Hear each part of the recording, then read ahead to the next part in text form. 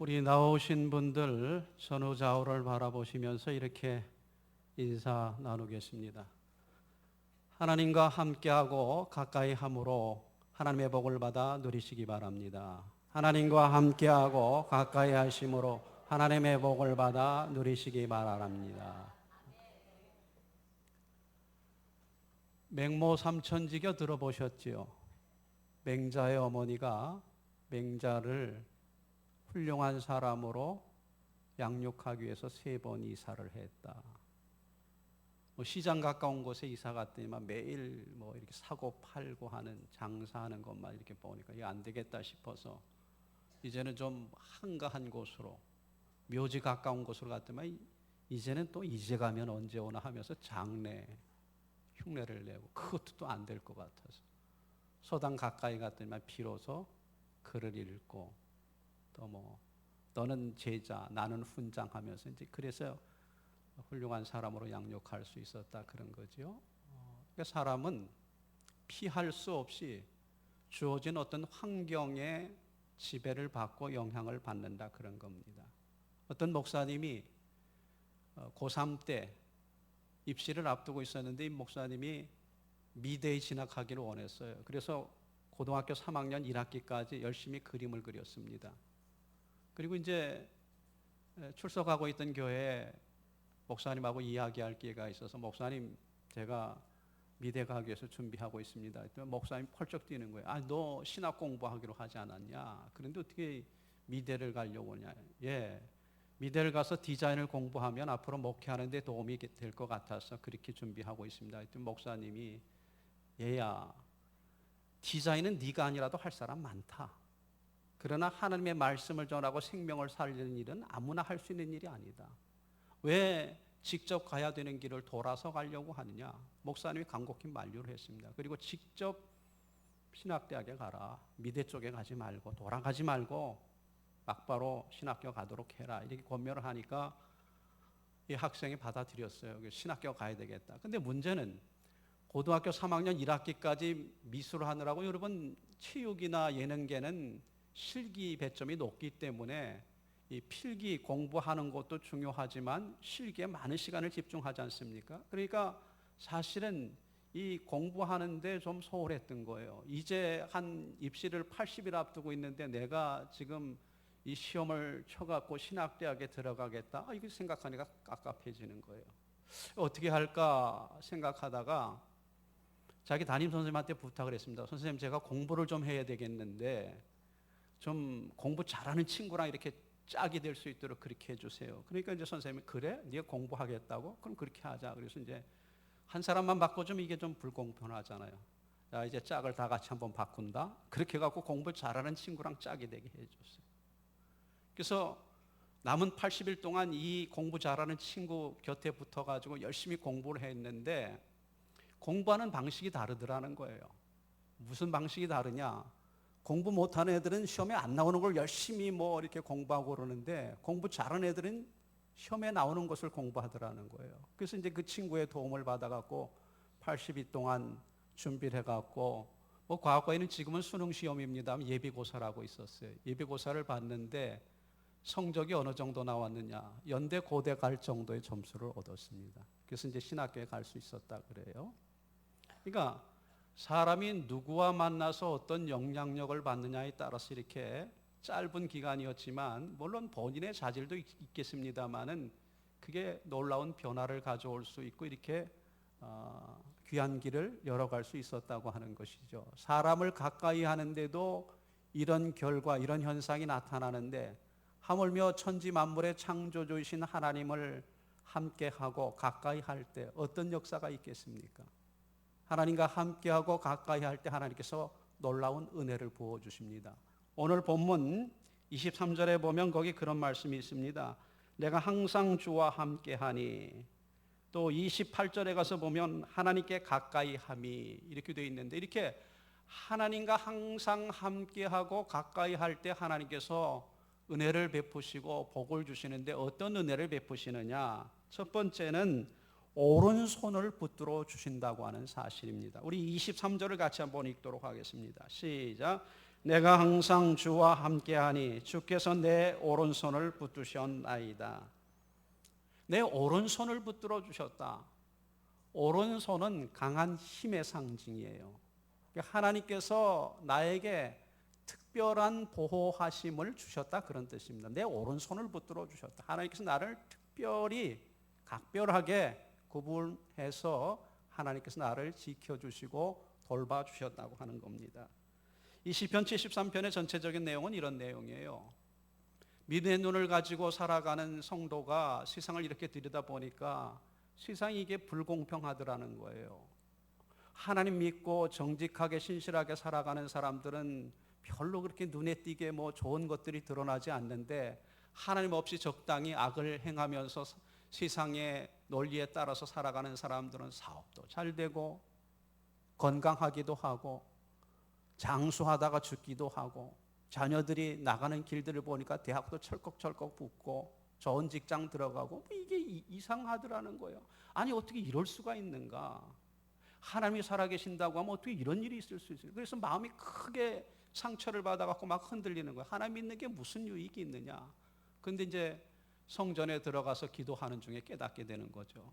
그렇게 하면서 이제 내가 하나님께서 이렇게 이런 세상의 세태를 보면서 마음이 미끄러지고 또 넘어지려고 하는데, 하나님께서 그런 나를 붙잡아 주셔서 넘어지지 않고 미끄러지지 않고 하나님께서 나를 건져 주셨다고, 구출해 주셨다고 하는 그 하나님의 건지심에 대한 감사의 고백이 73편의 내용입니다. 사실 우리도 살다 보면 그런 순간이 많죠. 도대체 정직하게 신실하게 살면 무슨 유익이 있는가? 세상은 그렇지 않은 사람들이 훨씬 득세하고 잘 되는데, 그런데 하나님께서 그런 이 시인을 붙잡아 주셨는데, 모든 사람은 살아가면서 공경을 만나지만 이 하나님께서 오른손을 붙잡아 주심을 믿는 사람은 담대하다고 하는 것입니다. 그 이유는 하나님께서 내 오른손을 붙잡아 주시면 결코 잘못되지 않음을 알기 때문입니다. 이를 일깨워주고 믿게 하시는 분이 성령님이십니다. 부모, 형제자매, 친구, 이웃 등 나를 도와줄 사람이 없을지라도 하나님께서는 나의 오른손을 붙드셔서 넘어지지 않게 하시고 건져 주십니다.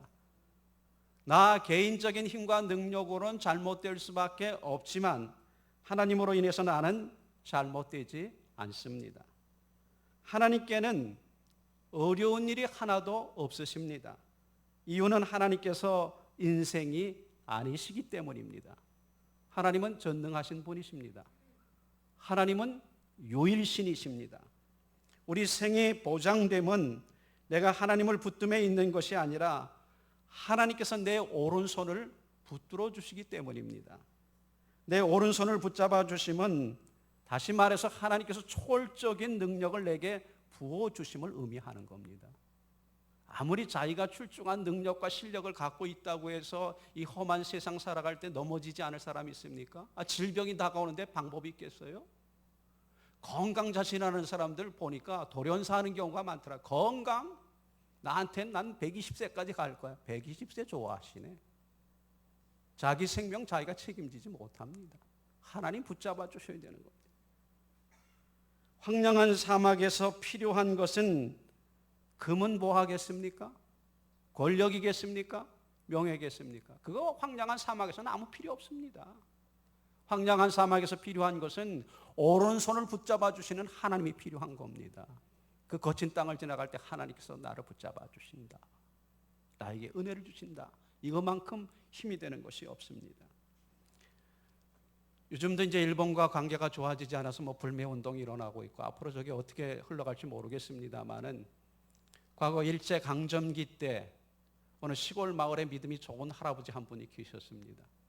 일본 사람들이 이 나라를 강제적으로 병합을 해갖고 통치해 나갈 때 횡포를 부려갖고 이제 여러 가지 일들을 많이 했죠. 한글도 쓰지 못하게 했고 이름도 바꾸게 했고, 또 신앙적으로 보면 신사참배해라. 그렇게 해서 이제 신사참배에 대한 영이 떨어졌습니다. 근데 믿음이 좋았던 이 할아버지는 신사참배를 하라고, 난 죽으면 죽었지 절대 신사참배 안 하겠다. 마음속에 단호한 결심을 했습니다. 그런데 가만히 생각해 보니까 문제가 한 가지 있어요. 무슨 문제가 있는가 하면 내가 류마티스 관절염으로 고통당하고 있는데 괜히 이러다가 감옥에라도 들어가는 날이면 엄동설안에 이 류마티스 관절염이 더 심해지는 것 아닌가, 더 고통당하는 것 아닌가. 마음이 그러니까 무거워졌죠.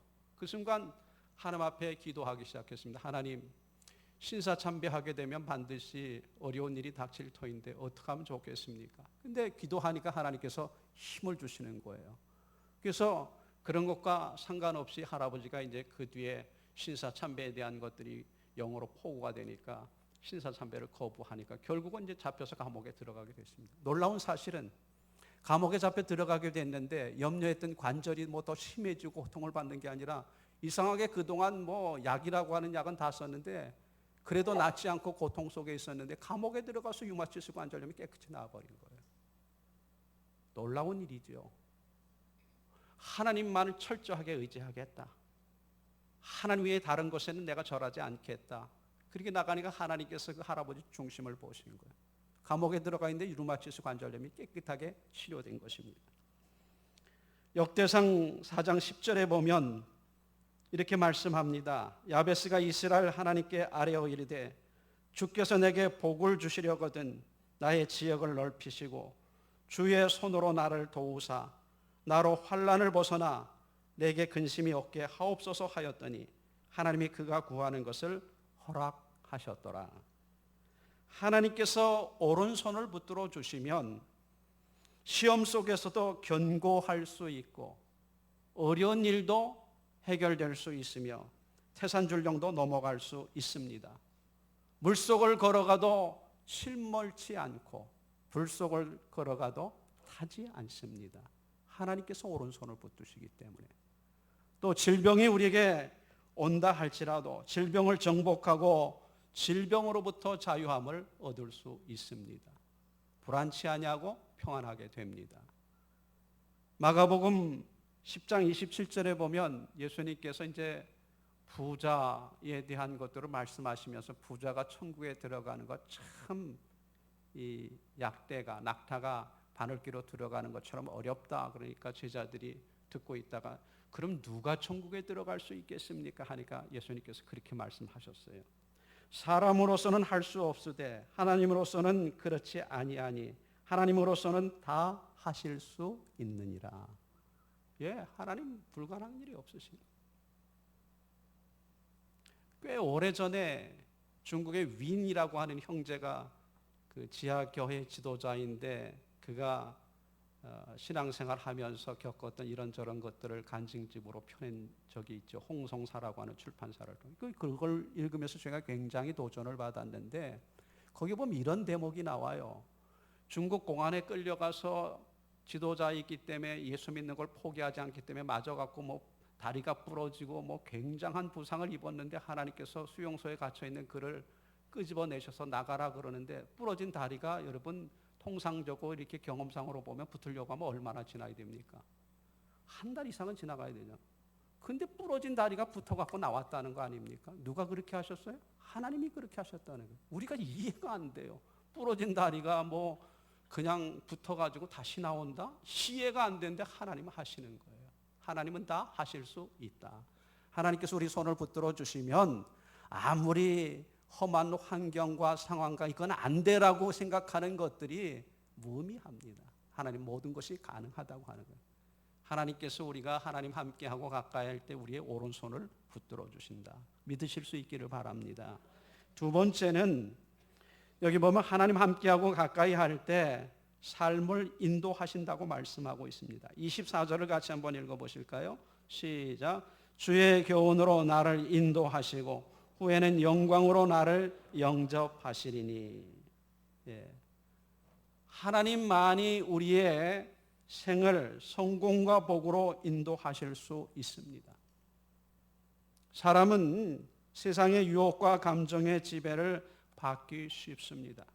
그렇다 보니까 우리가 선택하고 결정하는 것들이 잘못된 선택, 잘못된 결정을 통해서 잘못되는 경우가 왕왕 있습니다. 많습니다. 비일비재합니다.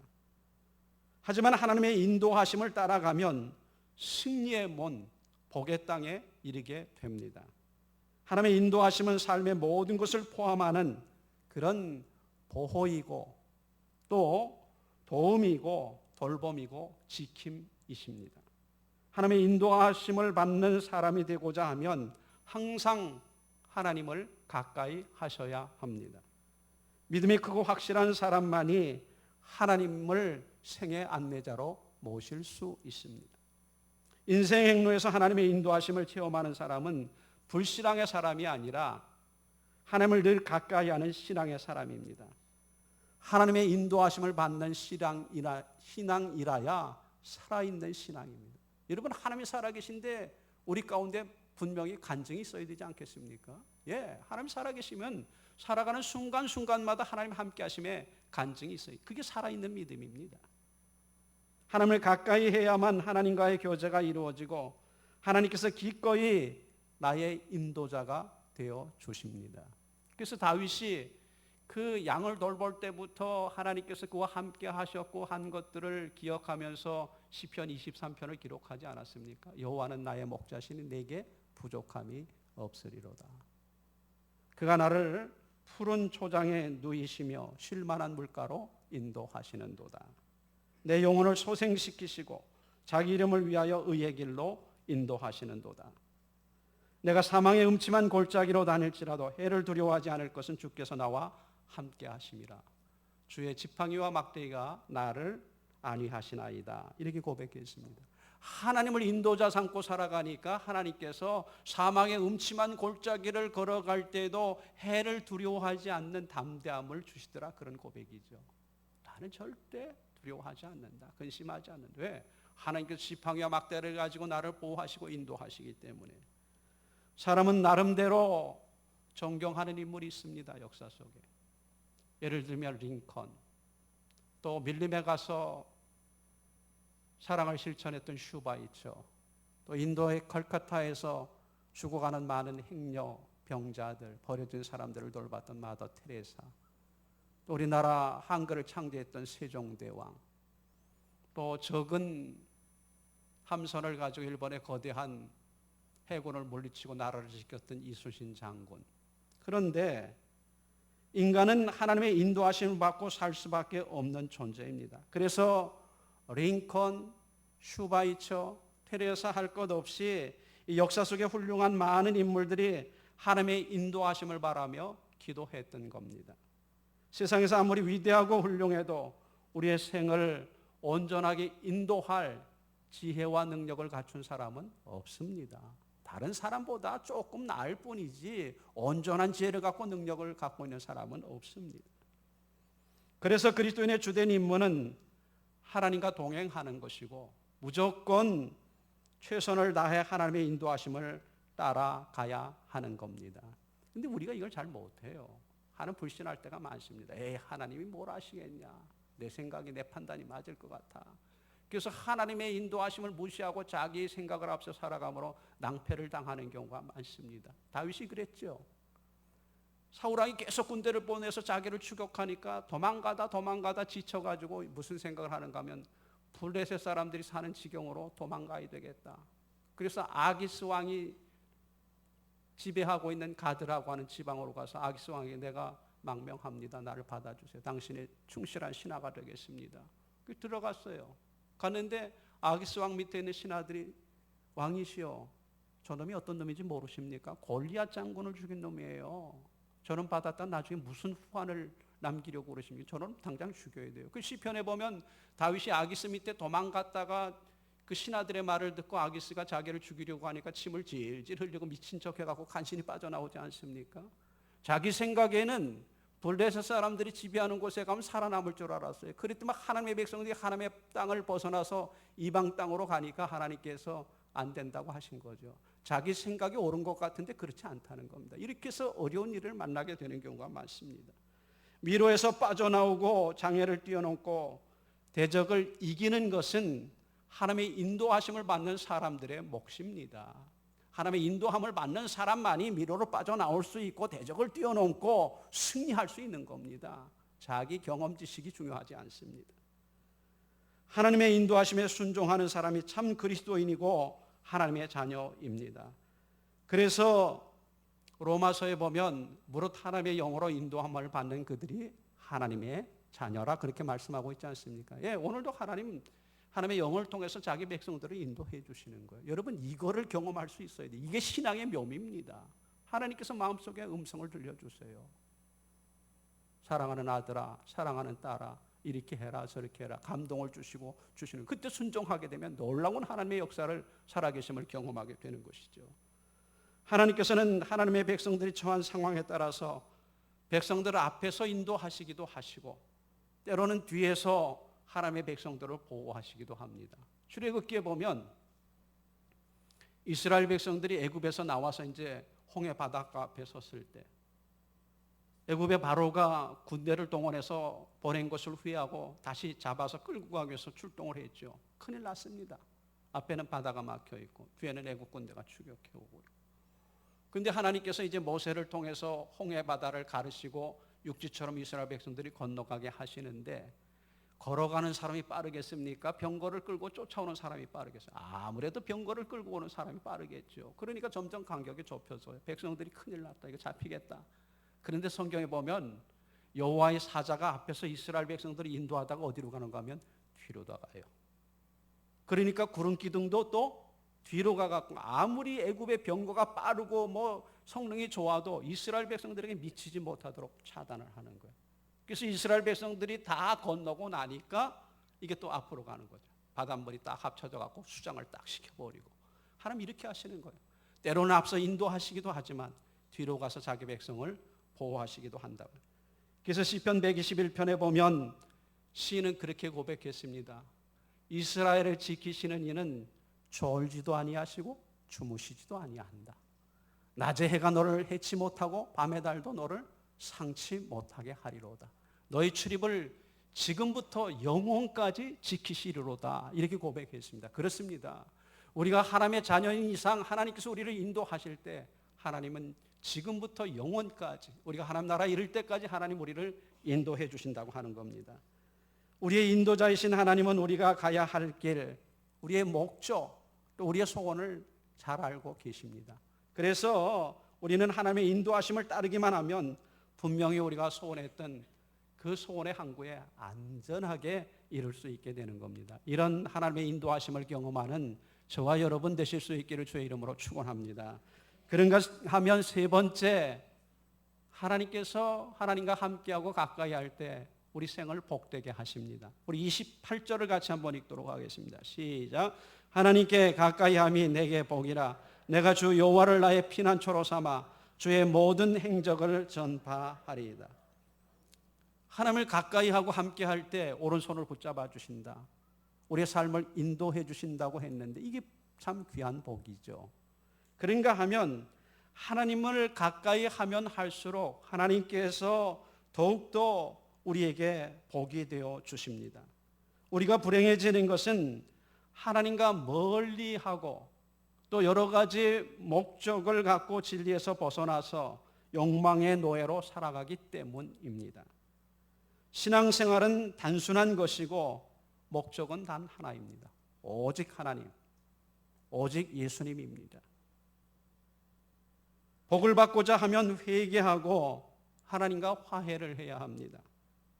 너는 내 것이라고 하는 인정을 받아야 하고, 여기 오늘 시인이 고백했는데 25절에 보면 하늘에서는 주 외에 누가 내게 있으리요, 땅에서는 주밖에 내가 사모하리 없나이다 그랬는데, 이런 고백이 늘 수시로 우리 입에서 나와야 되겠고 이런 고백을 실천하는 삶을 살아가야 합니다. 하나님 가끔 만나야 할 방문의 대상이 아닙니다. 항상 늘 함께 해야 할 분이십니다. 그래서 그리스도인은 순간순간 하나님을 가까이 함에 전력을 다하셔야 합니다. 천국에서는 하나님과 가까이 할 필요가 없어요. 왜 그렇습니까? 하나님 거기 계시니까 가까이 할 필요가 없죠. 하나님과 더불어 살고 있는데. 그런데 하나님과 가까이 해야 하는 것은 이 세상 살아가는 동안 하나님 보이지 않기 때문에 이 땅의 삶에서 요구되는 필요한 조건입니다. 왜? 하나님 믿고 살 때가 많으니까. 천국에선 필요가 없습니다.